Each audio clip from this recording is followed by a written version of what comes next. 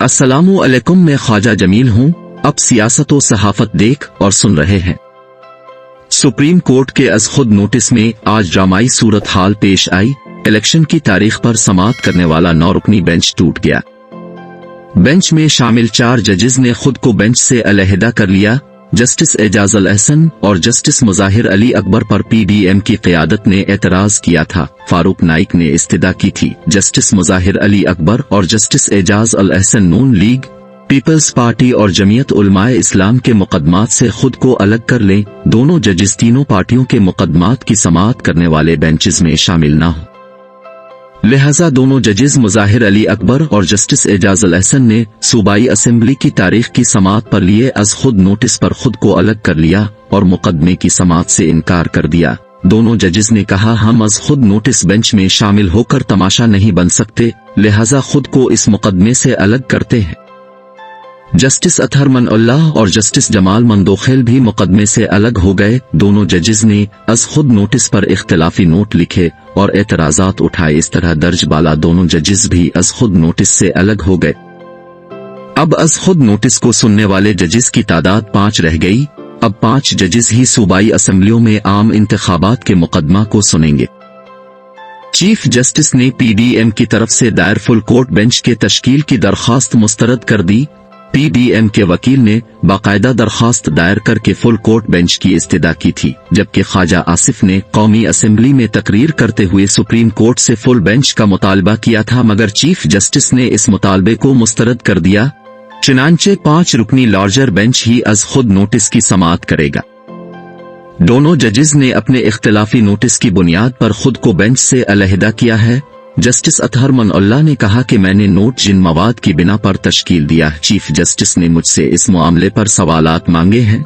ये बात पहले भी बयान की जा चुकी है। जस्टिस अतहर मनउल्लाह ने सवाल उठाया था, क्या वजीर आला आईनी तौर पर सियासी लीडरशिप के कहने पर सूबाई असेंबली को तहलील कर सकते हैं?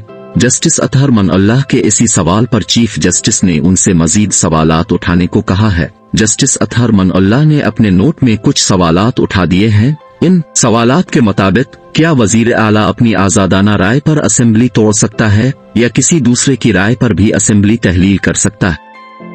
जस्टिस अतहर मनउल्लाह के इस सवाल से महसूस होता है वो असेंबलियों के यूं तहलील होने को आईनी और कानूनी होने की बुनियाद को शक की नजर से देखते हैं, इसलिए अपने इख्तिलाफी नोट में उनके तमाम सवालात इसी नुक्ता नजर का इहाता करते पाए जाते हैं। दूसरे सवाल में वो कहते हैं, क्या सूबाई असेंबली को तोड़ने की एडवाइस देना वजीर आला का हतमी इख्तियार है?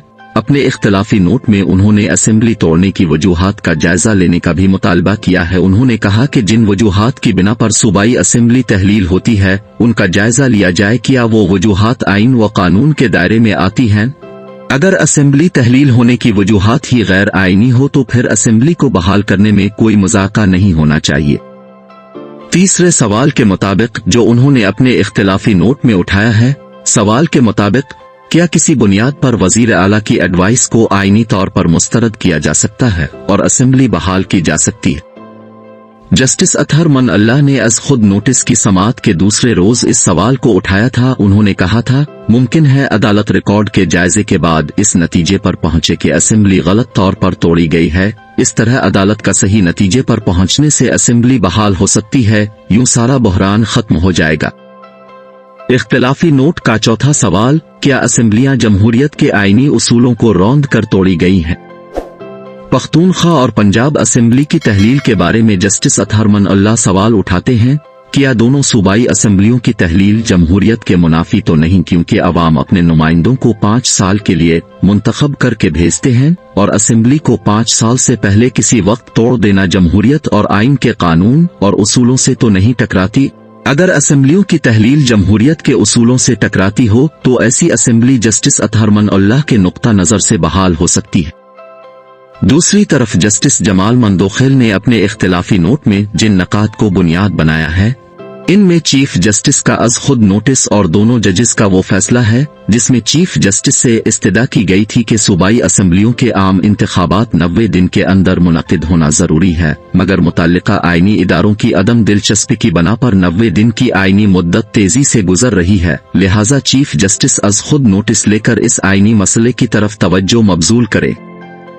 जस्टिस जमाल मंदोखेल ने अपने नोट में पहला नुक्ता उठाया जिसके मुताबिक गुलाम महमूद डोगर मुकदमे की समाअत के दौरान एक मुअज़्ज़ज़ जज की ऑडियो को संजीदा नहीं लिया गया। इस ऑडियो में मुतल्लिका जज के बारे में बातचीत हो रही थी, इसलिए इस ऑडियो को संजीदा लेकर उसकी फॉरेंसिक और दीगर तहकीकात का होना जरूरी था, जो किसी भी सतह पर नहीं की गई।